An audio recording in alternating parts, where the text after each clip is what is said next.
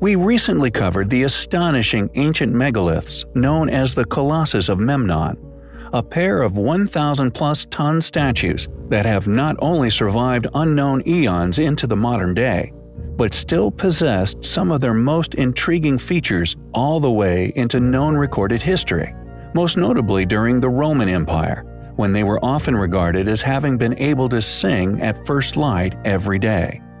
We also touched upon the little-known conclusion made by a number of individuals and even funded academics, referring to many other enigmatic artifacts that have been found across Giza and even Egypt as a whole as having been once lathe-worked.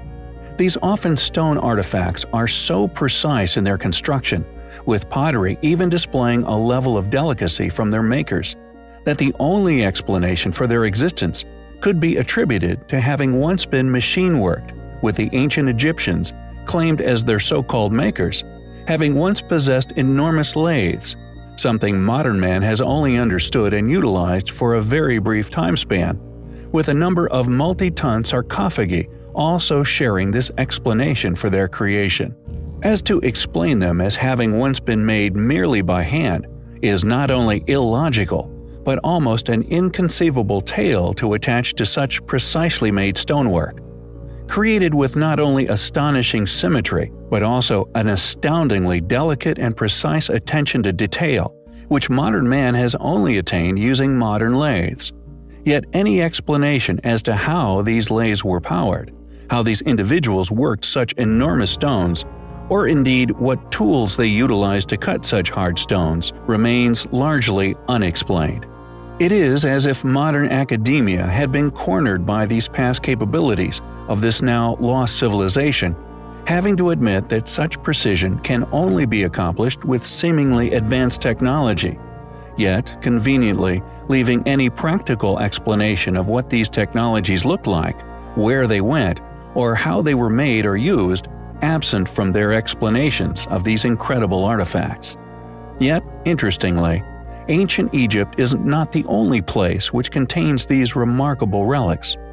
Babalovo, also known as Bavolovka Palace, is a historical building located near the city of St. Petersburg, Russia. This palace was built towards the end of the 18th century, during the reign of Catherine II of Russia, and one of the most astonishing relics found within this building is the so-called bathtub, which is claimed to have been made for the Tsar Alexander I. This explanation of origin is regardless of its incredible size, symmetry, and indeed precision, in which it was once cut with precision that, just like the enigmatic artifacts that can be found within Egypt, should only have a logical explanation of creation, which included that of a lost technology, or more specifically, an enormous lathe and heavy-duty yet precision-cutting instruments. Yet curiously, this explanation is absent from mainstream academia's explanation as to the origins of this enormous multi-ton stone dish. Nero's bathtub is yet another smoking gun of this now lost technology, and indeed lost civilization. And although the vaults beneath where it lay within the Vatican measures an incredible 25 kilometers in length, packed full of hidden writings, artifacts, and historical controversies, this so-called bathtub is housed in full public view upon the floors of the Catholic palace above.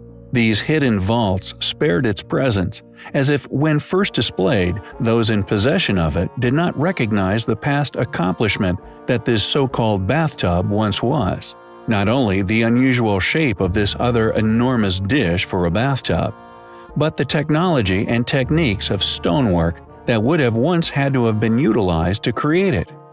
They clearly believe that it was indeed created by Nero himself, and not a past relic of a now lost civilization, with all similar relics found within ancient Egypt exposed as ancient machine stones. The question is, who made these ancient relics? How did they make them? And if made by the claimed builders, why is this technology now lost? They are undoubtedly highly. Modern man had mastered the skill of flight. The slow development of technology and advancements in manufacturing techniques, allowing us to make more and more precise components, enabling exhaustive trial and error until flight was accomplished.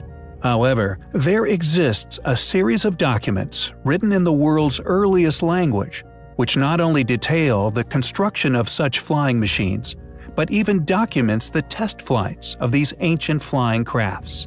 The Mahabharata, the Ramayana, and the Puranas are just a few of these ancient Indian texts written in Sanskrit which detail these flight tests. The texts, in fact, give surprisingly detailed accounts of these ancient airships, also known as Vimanas. Detailed descriptions of the ship's construction are also given, with ancient wording which has since been translated into such phrases as graphite rod, copper coils, crystal indicator, stable angles, among many others. The texts also include details on anti-gravity, invisibility, photography, weapons, and interplanetary travel. For example, the following excerpt describes the propulsion and movement of the Vimana. Strong and durable must the body of the Vimana be made, like a great flying bird of light material. Inside, one must put the mercury engine with its iron heating apparatus underneath. By means of the power latent in the mercury, which sets the driving whirlwind in motion, a man sitting inside may travel a great distance in the sky. The movements of the Vimana are such that it can vertically ascend, vertically descend, move slanting forwards and backwards. With the help of the machines, human beings can fly in the air and heavenly beings can come down to earth. Additionally, the following example is from one of the texts which demonstrates the power that these ships possessed. Gurkha, flying in his swift and powerful Vimana, hurled against the three cities of the Varishnis and Andahakas a single projectile charged with all the power of the universe. An incandescent column of smoke and fire, as brilliant as 10,000 suns, rose in all its splendor. It was the unknown weapon, the iron thunderbolt, a gigantic messenger of death, which reduced to ashes the entire race of the Varishnis and Andahakas. The corpses were so burnt that they were no longer recognizable. Hair and fingernails fell out, pottery broke without cause, foodstuffs were poisoned. To escape, the warriors threw themselves in streams to wash themselves and their equipment.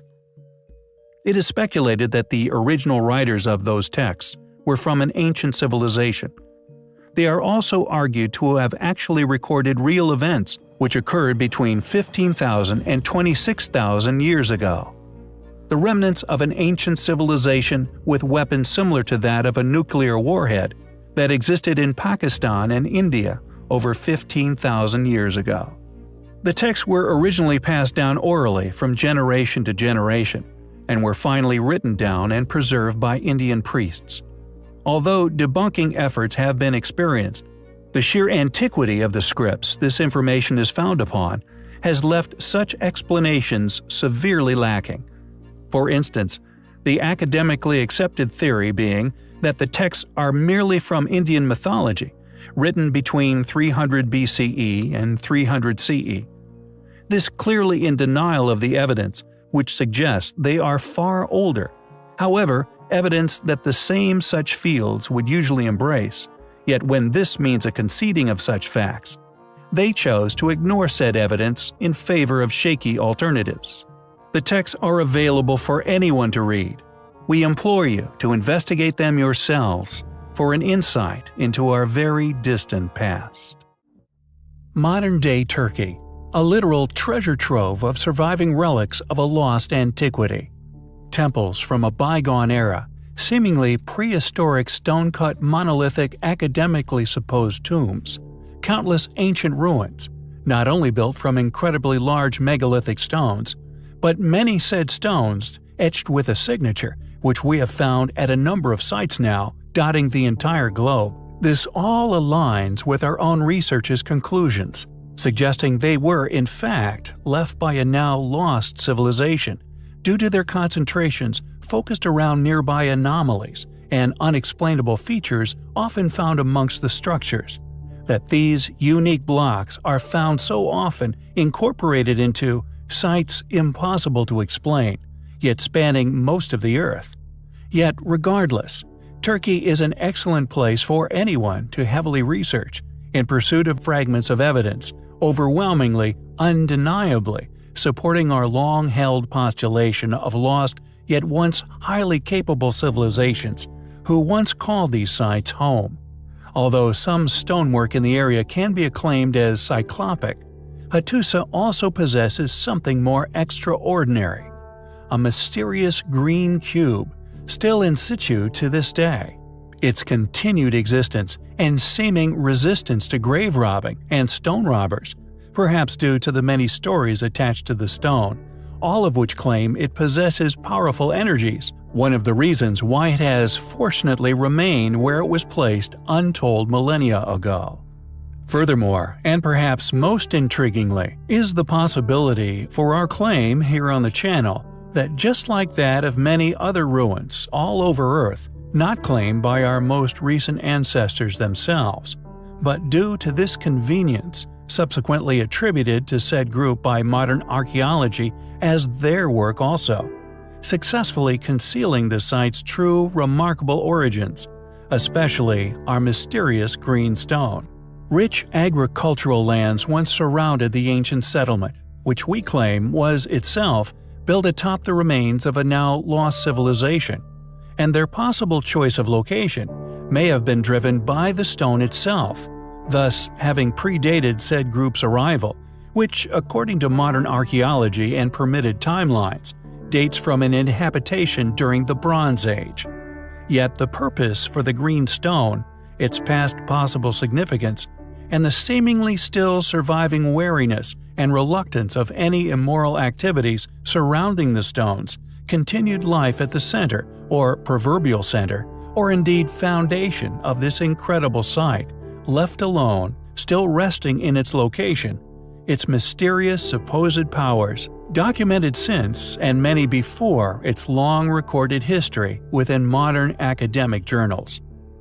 Could the claims regarding the green stone be true, even attributed with miraculous healing capabilities? The inhabitants had an excellent supply of timber for building, fertile lands providing possibly millions of now lost ancestors who grew crops of wheat in massive quantities. They had a rich diet too, with barley, lentils, and many other remnants of fruit and vegetables that were successfully being harvested. Flax has also been found to have once been harvested. However, their primary source of cloth was sheep wool. They also hunted deer responsibly within their forests, but akin to Old England, may have been a luxury reserved for the land-owning nobility alone. It seems that the people who initially created the site successfully built a functioning architecturally, irrigationally, and horticulturally advanced settlement far out of the reach of our bronze-wielding ancestors, who, we feel, simply reignited into a functioning township. Yet it seems the other settlements have all but turned to dust. Were these simply neglected by our Bronze Age ancestors, perhaps? If so, supportive of our posit of the site's efficient layout, was not the work of the Bronze Age people exhibiting a layout and managing of land far beyond their capabilities, and these neighboring sites, possibly too dilapidated to try to repair, were simply left to slowly return to nature. Yet, the green stone, we feel, due to its location, along with the many past popular native accounts of strange goings-on surrounding its claimed energy, the possibility that the stone was once held in incredibly high regard, is a possible history for the green stone which we find highly compelling. We recently covered the astonishing and largely unexplained ancient temple known as Kailash, which quietly sits within India, a temple cut out from a solid rock with such precision, such vision and accuracy, it is a feat we would struggle to recreate even to this day, clearly demonstrating an ancient high technology that has undoubtedly been lost over the millennia. Could this temple actually be evidence left by a far older group of people? A remnant left by a far more advanced civilization than that which academia will allow us to publicly discuss within many modern fields of study? Within the Barabar and Nagarjuni hills of the Jehanabad district of India sits another series of rock-cut features. 6 crudely cut caves, carved into large stones, which litter the surrounding hillsides. They could be seen as crude and possibly more modern attempts to recreate what can be found on the top of the hill. Known as the Lomas Rishi Cave, cut into an enormous rock, it is the only one out of the many within the area which demonstrates a level of refinement which literally boggles the mind. The only cave in the area that has a delicately cut entrance, but also an interior which has seemingly been protected from the elements, perfectly preserved in its original state, demonstrating a state of rock cutting which has left the rock polished to a mirror-smooth finish.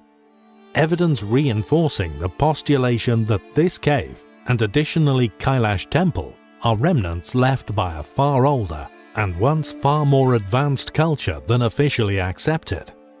The hut-style facade at the entrance to the cave is officially accepted as the earliest example of the ogee-shaped Chaitya arch or Chandrashala that was to be an important feature of Indian rock-cut architecture and sculptural decoration for centuries during its post-cataclysmic development. The example here is largely accepted as the specific influence for later examples, of which there are many at later Buddhist sites, such as Ajanta Caves and Kala Caves in Maharashtra. How, or indeed who, cut the Lomas Rishi Cave? How did they achieve such an amazing finish to the stonework?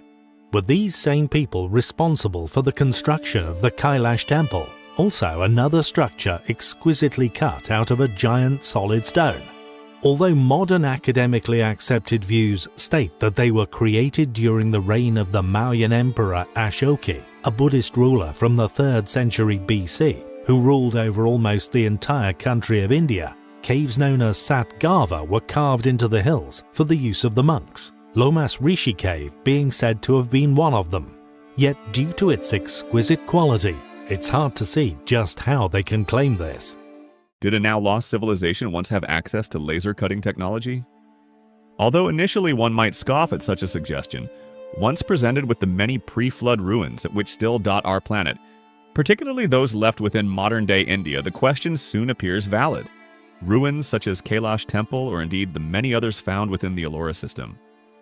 Man-made monuments once cut straight from the earth, flawless and glistening with excruciatingly executed details and symmetry.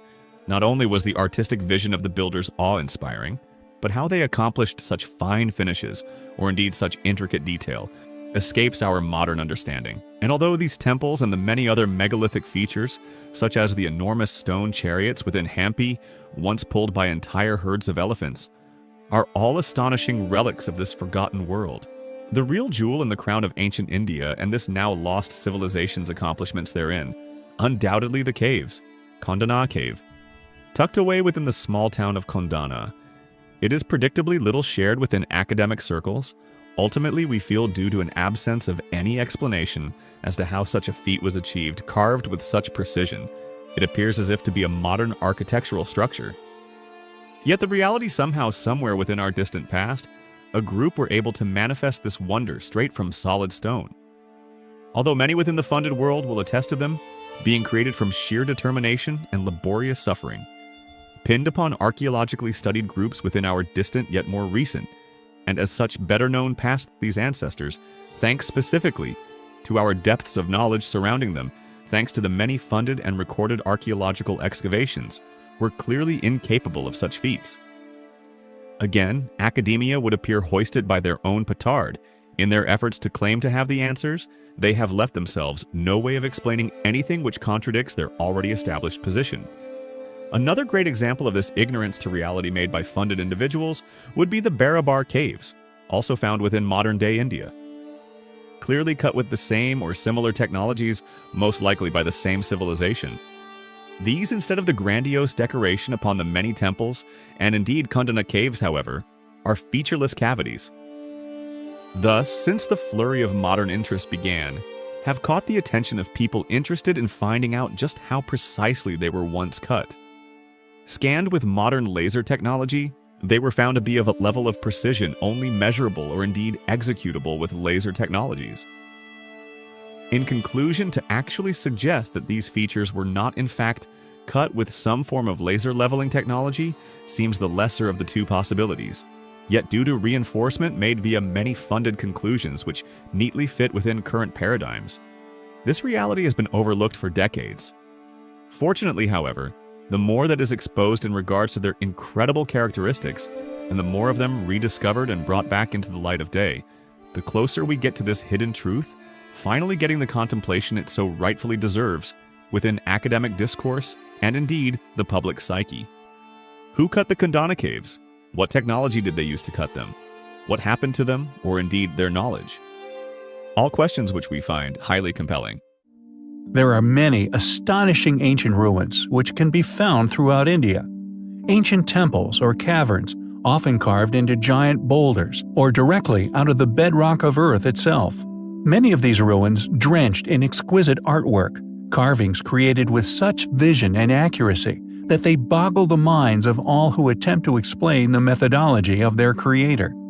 We have covered a number of sites within India in the past, many of them so precise in their finish that they could have seemingly only been created using precision stone-cutting technology. And our next site of interest is of no exception. Located in the northern part of the state of Karnataka in South India, the village of Hampi has some extremely captivating ruins.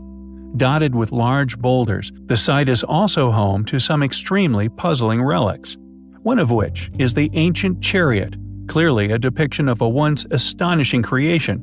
The cart itself was not only clearly massive, but was pulled with elephants rather than horses. Clearly indicative of a highly capable group, this incredible chariot is one amongst an array of marvelously preserved architectural artifacts, most of which display a level of refinement created with such precision that modern man could only replicate such feats using machines, something modern academia claims has only ever been utilized by our own modern civilization. Thus, an explanation as to how the site, or indeed its smorgasbord of ancient precision-made stoneworks were made, eludes us to this day. And we hypothesize that the reason for this is due to mainstream historians' reluctance to consider what these ruins clearly indicate, that they were once the work of a civilization that was not only highly advanced, but utilized stone-cutting technologies, methods of transportation, lifting and placement that rival even that of today's architectural capabilities. How can one peer upon such sites as that of Hampi, or indeed others, Pumapunku, Giza, Petra, etc., sites created with such accuracy that to suggest they were created with soft metal tools or with the use of primitive measuring equipment is simply absurd. Furthermore, none of these ruins would be possible simply with the use of the human eye. The only logical explanation is that just like that of modern-day stonework, the stones were indeed machined, cut to such a high quality using precision tools, only then were they placed where they lay today. Hampi was predictably re-inhabited by ancestors based within permitted timelines, once being the capital of a previous Indian empire. What's intriguing about the site, however, is the mysterious, seemingly untouched boulders which dot its grounds. The question is, although they now appear to be geological, were they in fact once relics themselves, left by an even earlier civilization? If not, then why were these stones left where they are found today? Why were they built around rather than utilized, carved, or shifted? They were clearly once of significance, and due to the fact ancient sanctuaries and fortresses are often re-inhabited, the possibility that they were indeed once carvings would logically make sense.